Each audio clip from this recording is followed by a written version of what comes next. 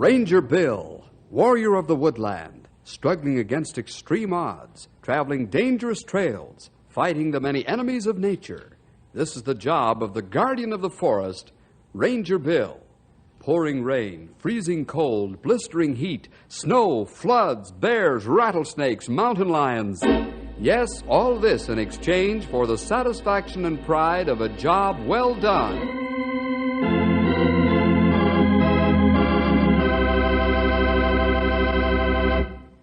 Sometimes young people make mistakes, and one big mistake is that of getting in with the wrong crowd. This is the story of young George Bruce. It's a story of how George made a very serious mistake and was sent away for a while to think about it. And when he came back to Knotty Pine, the good folk there didn't think they should let George forget that he's been away to reform school. It's also a story of how Ranger Bill tried to help young George make the grade, and then got in the middle of what looked like a double cross. But let's go back a couple of months and look inside the office of the principal of the reform school. He's talking to young George Bruce. Now, George, you're going back out into the outside world to try to live a normal life again. Yes, sir. You got to try hard, my boy. It isn't going to be easy. Too many folks know about you, and well, they don't forget. Yes, I know. You know, society is very quick to call for punishment on the heads of those who make mistakes. But sometimes they're slow in offering a helping hand to those who've paid for their mistake. Well, I'll try my best to make the grade, sir. I don't want to come back here, ever. That's the spirit. I don't want you to come back either. This is one place where I don't extend a return invitation. Well, goodbye, George. Goodbye, sir. And thanks for helping me. That's quite all right, son. Keep your chin up and look 'em square in the eye. You've nothing to be ashamed of.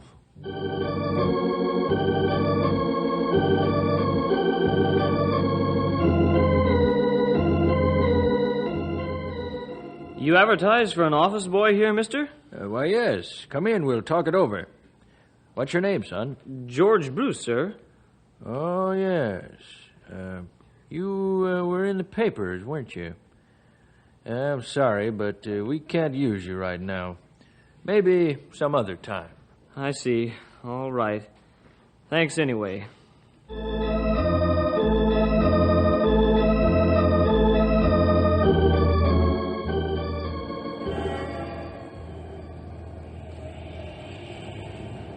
Say, mister, you advertised for a gas station assistant? Yep.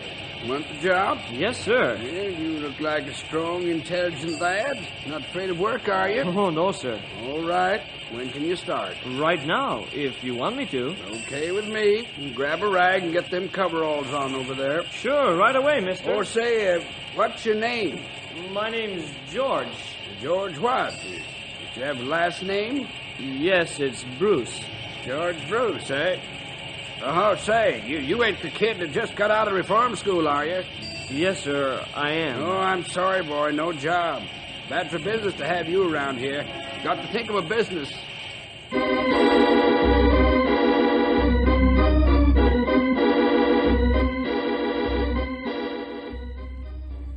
Bill, you know who I am, don't you? Sure, you're Wayne Bruce, George Bruce's dad. You sure got a head for remembering. Well, guess I've got a head, all right. Place to hang my hat, anyway. Can I help you, Wayne? Yes, Bill, you can. It's about George. He's not doing so good. Can't get a job, is that it, Wayne? That's right, Bill. Nobody will give the boy a break. Trouble is, they'll be sending him back to reform school if he doesn't get work pretty soon. You know, people are cruel, Bill. Just downright cruel. Yes, Wayne, a lot of people are. But it may make you feel better to know that I want to help the lad make a clean new start in life. Now, you tell George I want to see him tomorrow afternoon. And not to worry about getting a job. Bill, you're a real friend. I won't forget this, believe me. Not in your life. Thank you. Thank you, Bill.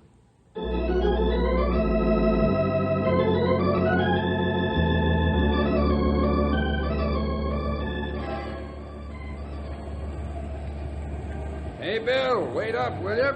Sure thing. What do you want, Cal? Where you been keeping yourself, boy? Haven't seen you for a coon's age. The question is mutual. I guess the sheriff leads a busy life just like the rangers, eh? Boy, you're not joking. Right now I'm checking on the Bruce lad. See if he's behaving himself. George Bruce? Hmm. You needn't worry about George. Boy hasn't been able to find work yet, but that won't be for long. I'm going to talk to a friend of mine about giving the fella a job. Wasting your time, Bill. Once these kids turn bad, they stay bad. I've seen it happen too often. Yeah, maybe you have, Cal. The thing is, I never see anybody giving these fellas a hand. Oh, we all make mistakes. Some make worse mistakes than others, that's all. They need help to get on their feet. But nobody wants to help them. Now, look, Bill, you take it from me. I know about these things.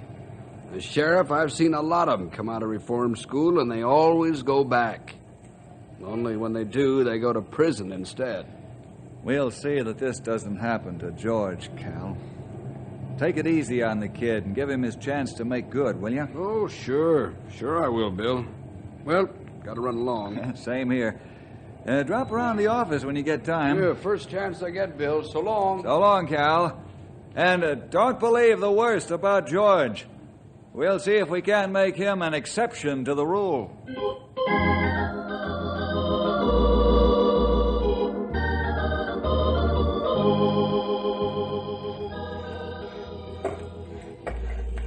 Hello, Frenchie. How you doing, big fella? Oh, Bill, my friend. It is so good to see you. That's good to see you, too, Frenchie. How you doing? Still cutting them down to your size? Oh, Frenchy, he always swings the odds. What you say, the bigger they are, the harder they fall.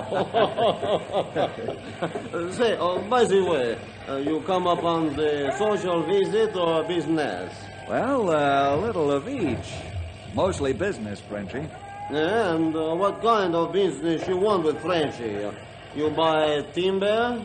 No, Frenchie. I want to build some. What you mean, Bill? Frenchie, there's a young friend of mine. Name is George Bruce. George got into a little trouble a while back. Made a mistake, but he's paid for it. Now he's trying to start over again. Only the folks in town won't give him a break. He just get out of reform school? Yes, a couple of months ago. And he hasn't been able to land a job yet. How about it, Frenchie? You give this boy a break? I'll vouch for him. Oh, you no need vouch for him, Bill. Frenchy, remember when he not so hot himself some time ago now. Bring the young fella around. Frenchy, do sir, give him job and give him good name again. Thanks, Frenchie. You're an understanding man. If the world had more people in it like you, it would be a lot happier place to live in. I'll bring the boy up in the morning.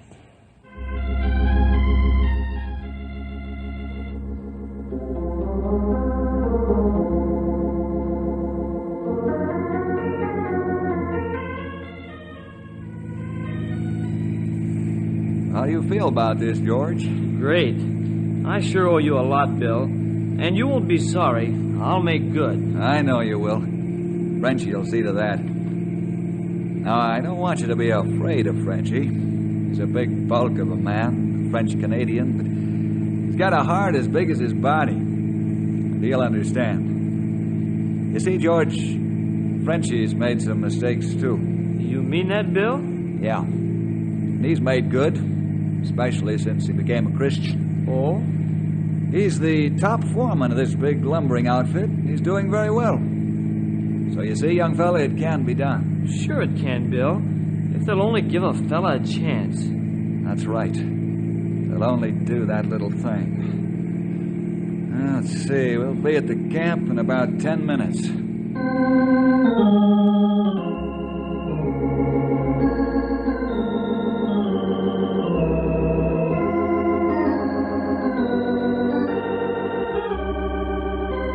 I'm glad Bill helped young George Bruce. It makes big difference, all right. Yeah. The way these people in town act, they'd just as soon send him back to reform school. Tom, we ought to send some of them pumpkin heads off the clink. Maybe they wouldn't be so snooty when they got out. Well, some of these eggheads here in town ought to be glad it ain't raining. What's rain got to do with it, Stumpy? Why, they'd all drown because they got their noses turned up so high. Old-timer, I think you've got something there. Well, thank you, Grey Wolf. Them's mighty kind words. Hey, Bill should be back soon. We'd better pack up. You know, he says we're going out on the trail for a couple of weeks. Yep. We're going to look for a big diamondback rattler for the zoo. They need one, you know. The old one died. Now, I've got a feeling that I shouldn't ask this question. I can kind of tell by the look in Stumpy's eye. You might as well ask it, because he'll tell us anyhow. Yeah, that's right. He can't take a hint. Okay, Stumpy, tell me how the old rattler died. Well, sir, he got caught in the front door of the snake house. Thought he was a doorbell and buzzed himself to death. Oh. Hey, just a minute. Hey, listen. I think I hear the boss man driving up out front. Oh, good. Now we find out how young George made out on his first day on new job. Hi, Bill. Hello, fellas. How's Trent? What's the good news about George, Bill? Well, it's all good, I'm happy to say. He's doing fine, even better than I expected. Great. Yes, sir, it sure is. Just shows that if you have faith in human beings, they won't let you down. That is, the Lord's guiding them.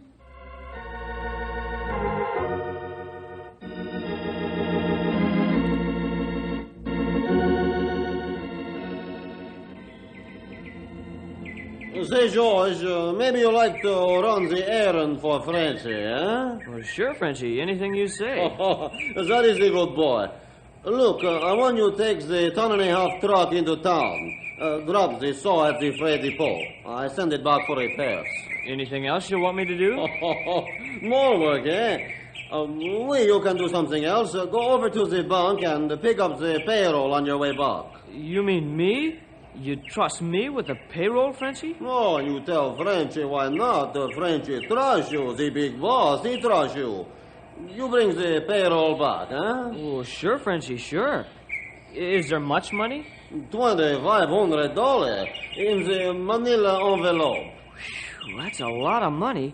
Maybe I should have protection. Maybe you like to take the Count Muscat along, huh? Well, sure, I'll take Blackie along. That's a good idea. Here, Blackie. Come on, boy. Here, boy. Go now, so you're back before dark. Okay, Frenchie. Come on, Blackie. We're going for a ride.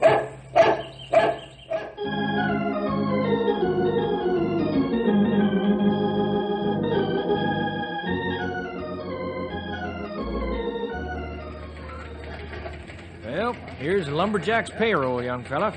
$2,500. Wow, that's a lot of money, isn't it? That's right. Now, I'll put the money in this heavy manila envelope and seal it, okay?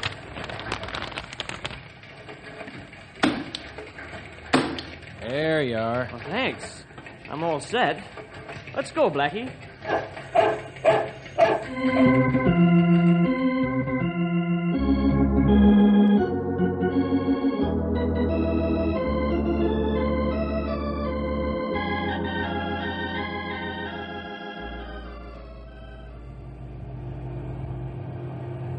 Some pretty bad downgrades going back to camp, Blackie, old fella. I sure hope the brakes on this truck are okay. Well, we ought to be back to camp in about half an hour. Say, I'd better slow up for that turn. Hey, this isn't funny. Say, what's wrong? I can't slow down. The brakes. Here, I'll try the emergency. Blackie, we'll never make that turn down there. We'll go off the road, sure. Come here, pup. You can't go out through the windshield. Hold it. We're going to crash.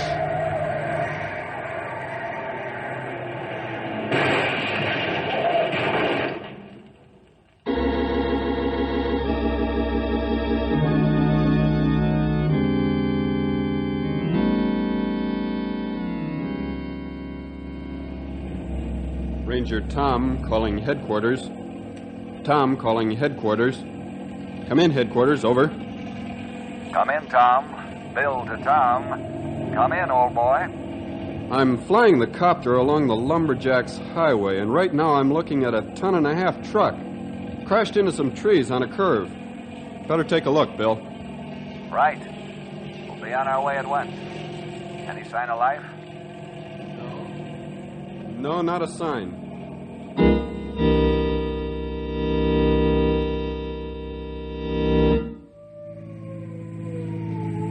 There's a truck up ahead, Bill. Yeah, that looks like one of Frenchie's trucks. Hey, I wonder who was driving it. We'll know in a minute.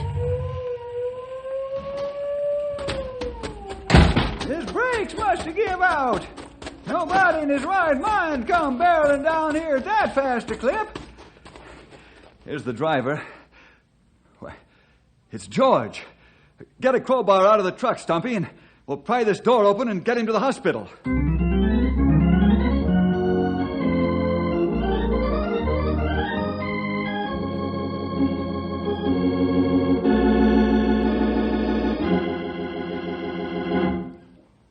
How you feeling now, George? Oh, pretty good, Bill. Kind of trembly. Doc says you just got bruised up a bit. Nothing serious. Sure thankful for that.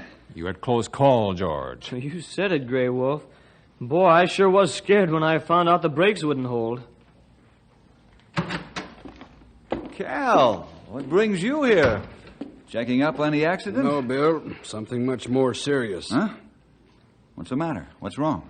Only this, Bill. My theory's proved itself right again. These reform school kids are no good. Now, just a minute, Cal. We've been friends a long time, but let me tell you... No, Bill. You let me tell you. You know there's a $2,500 payroll missing from the truck this kid was driving? No. You heard me.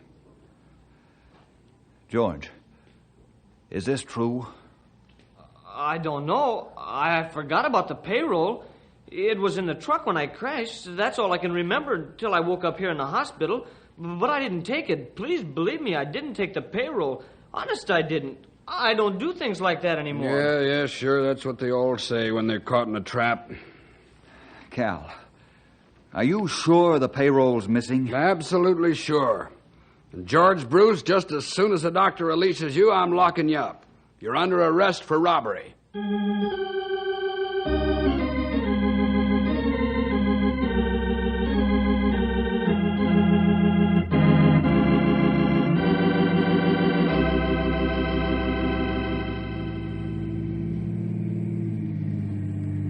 All right, fellas. Now let's get out and search the whole area around the smashed truck. We've got to find that money. Or that kid's headed if we don't. Yeah. Hey, this is going to take some looking, young feller. There must be 1,000 places that money could be. And every nook and cranny's been gone over already. Not true. Manila envelopes shouldn't be hard to find this time of year. Let's work out from around the truck into an ever-widening circle. Search for about 200 yards around.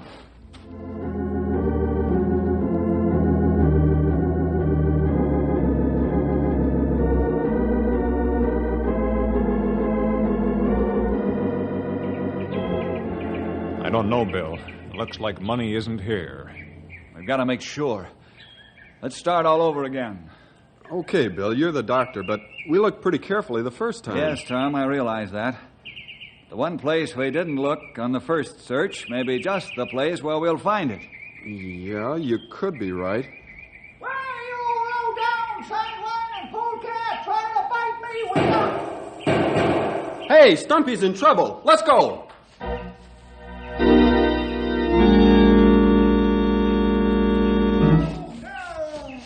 Stumpy, what matter? What you shoot?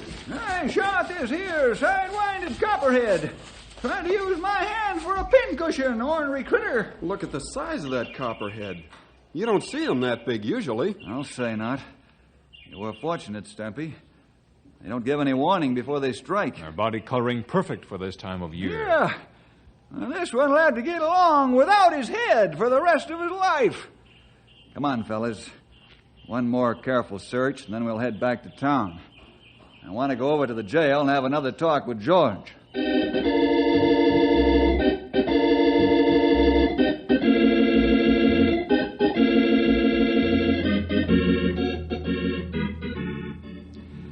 George, you're sure you're telling the truth? You wouldn't let me down, would you? Please believe me, Bill. I didn't take the money, and I don't have the slightest idea where it is. I guess you didn't find it either, did you?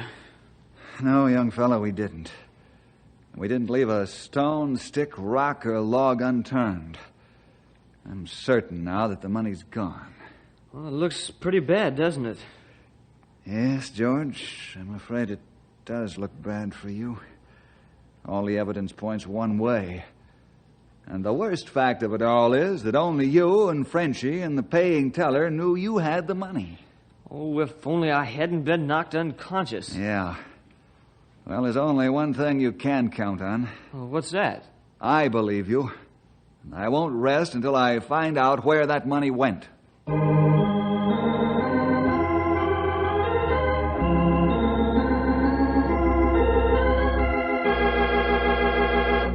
Say, did you hear the story that's going around town about Bill Jefferson backing up the Bruce kid as being innocent in this lumberjack payroll robbery? Yeah, I think that ranger's crazy. He'll only get himself in bad trying to defend that boy.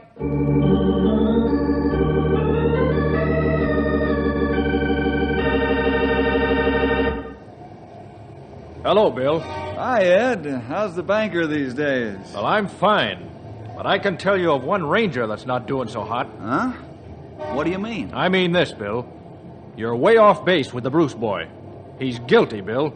And if you're wise, you'll drop the whole business before you get yourself in bad with the folks in town. Thanks for the advice, Ed. I believe the lad's innocent. I aim to prove it. How are you going to do that? Right now, I don't know. But I'm going to do it, and I will.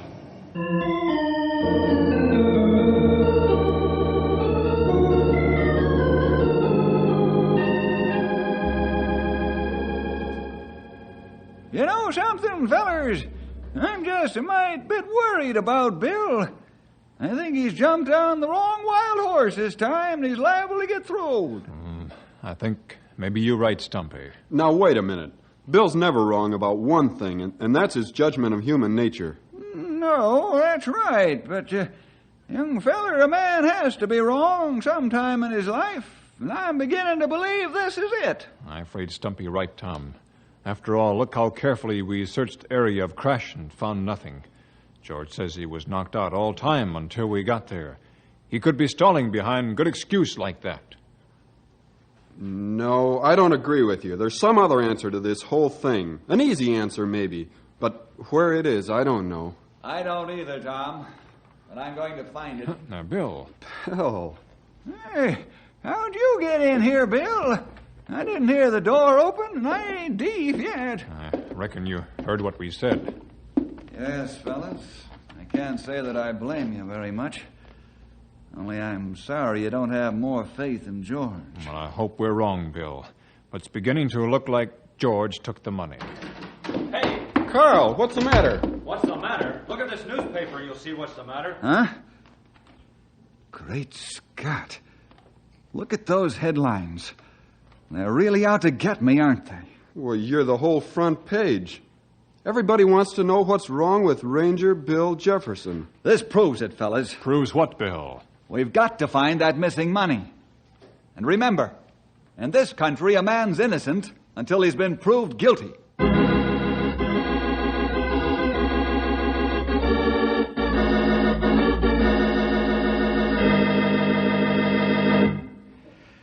I don't want to make you keep going over and over this story, George. It's no more pleasant for me than it is for you. Sure, I know, Bill.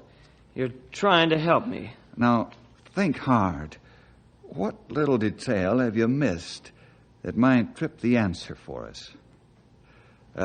Start from the beginning. Well, let's see. Frenchie told me to go to town, and I called Blackie, and we got in the truck. Blackie? Who's Blackie? You never mentioned anyone else in the truck besides yourself. There wasn't. Blackie is the lumberjack's mascot dog. Oh, that's it. That's the clue we've been waiting for. You mean the dog might have something to do with it? Well, it's possible. But how would he... I don't know, George. I don't know anything. But I'm going to find out. I'm going to the lumber camp right now and have a talk with Frenchie's boss.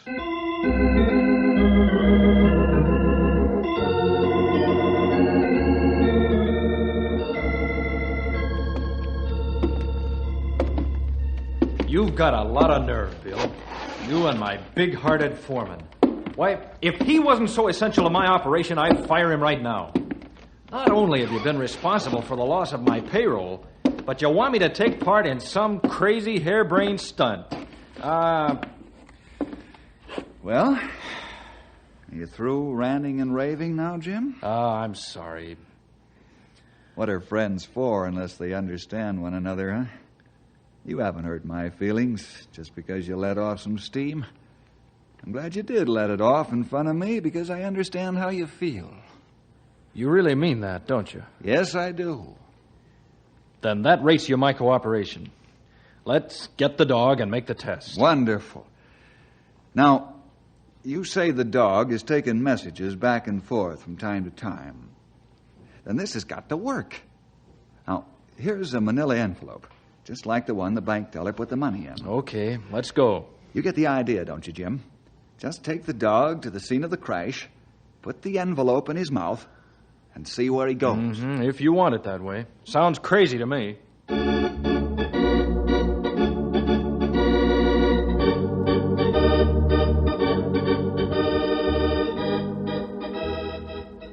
Here, Blackie.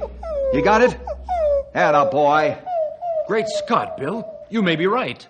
He's heading right for the camp. What'd I tell you? But we still haven't got the money. Just be patient for 10 more minutes. I think we'll have the answer to that one. Let's get in the car.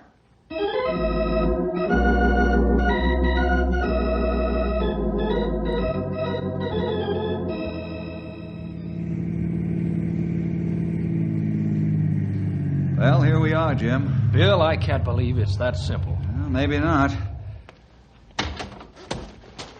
Here's a kennel right over here. Blackie. Give me that envelope, Blackie. Come on, boy. Atta boy, thank you. Well, there's one envelope, Jim. That's the one we just gave him. It's empty. Yeah, I know. Blackie, the other envelope. Come on, boy. Bring it out here. Come on, boy. Atta boy. Well, Jim, there we are. The lost payroll. Bill, that's wonderful. Oh, the most beautiful $2,500 you ever saw. Jim, there's something more wonderful than that. The reputation of an honest boy.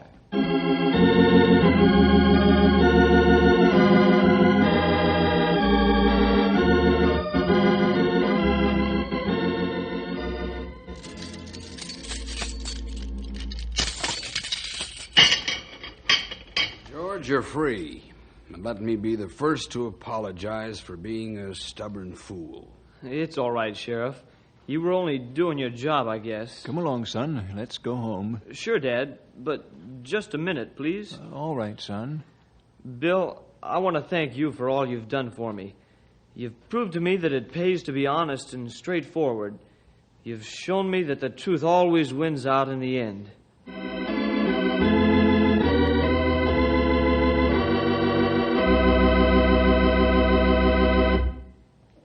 You can't always believe the facts, can you, boys and girls? That is, not unless you're absolutely certain you have all the facts. Because one missing fact can throw the whole truth out of balance. We'll see you next week for more adventure with Ranger Bill!